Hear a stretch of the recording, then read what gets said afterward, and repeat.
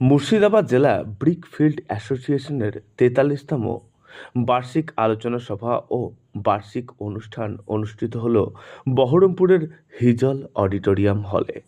এদিন মুর্শিদাবাদ জেলার প্রায় 50টিরও বেশি ইটভাটার মালিক ও কর্মীরা উপস্থিত হয়।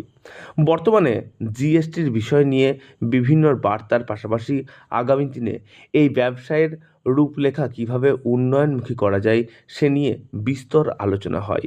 এছাড়াও ইট তৈরির মূল কাঁচা মাল কিভাবে আসবে, মাটির যোগান এবং গুণগত মান কিভাবে আরও উন্নতি করা যায়। মুর্শিদাবাদে যেহেতু কোনো বড় শিল্প নেই, তাই এটি একমাত্র বড় শিল্প হিসেবে পরিচিত। মুর্শিদাবাদ জেলার বহু কর্মসংস্থান এবং একাধিক বেকার যুবক যুবতীদের কর্মস্থান করার লক্ষ্যে আরও তৎপর হয়ে উঠেছে এই সংগঠন।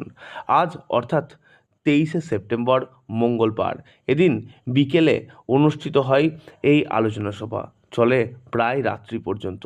এদিন একাধিক গুণী বিশিষ্ট ব্যক্তি, একাধিক শিল্পপতি এবং উপস্থিত হয়েছিলেন বহরমপুর পঞ্চায়েত সমিতির বর্তমান সভাপতি আইজুদ্দিন মণ্ডল সহ একাধিক বিশিষ্ট ব্যক্তিবর্গ। আনুমানিক আজ রাত্রি 8টা নাগাদ এই চিত্র ধরা পড়ল আমাদের ক্যামেরায়। বিস্তারিত দেখুন এই বিশেষ প্রতিবেদনে।